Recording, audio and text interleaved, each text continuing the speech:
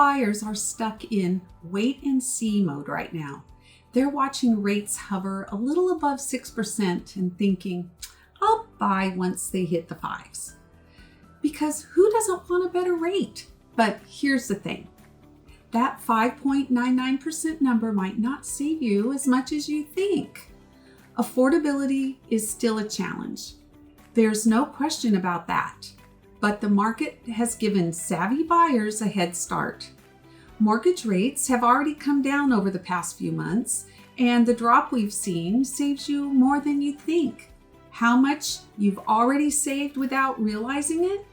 Rates peaked for the year in May when they inched above 7%. But since then, they've been slowly declining. Now they're sitting in the low sixes, and while that might not sound like a big deal, that change translates to real dollars. According to data coming out of Redfin, the typical monthly payment on a $400,000 home has already come down almost $400 since May. That means if you're buying a home now, you're saving hundreds of dollars every month compared to what you would have been able to get earlier this spring.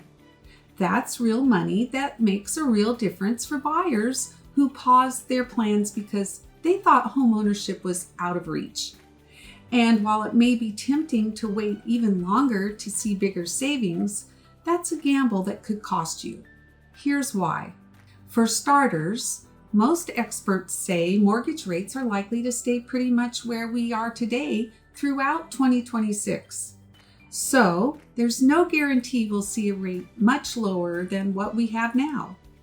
Only one expert forecaster is saying rates could fall into the upper fives next year, and even if rates do dip below 6%, the extra savings you're holding out for won't move the needle as much as you might expect.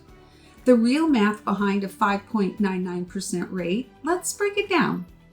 If rates come down to 5.99% from where they've been lately, that's a difference of only about $80 a month on an average priced home, give or take a bit based on your price point and the rate your lender quotes you.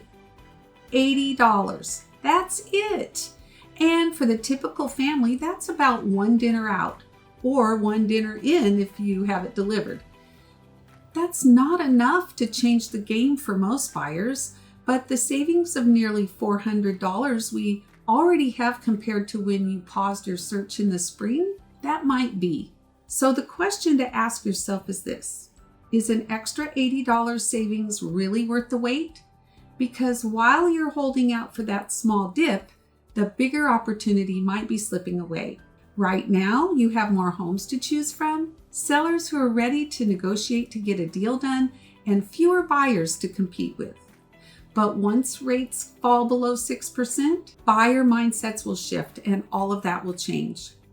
The National Association of Realtors reports that if rates hit 6%, about 5.5 million more households will be able to afford the median priced home. Even if only a fraction of them decide to buy, that could mean hundreds of thousands of buyers getting back into the market.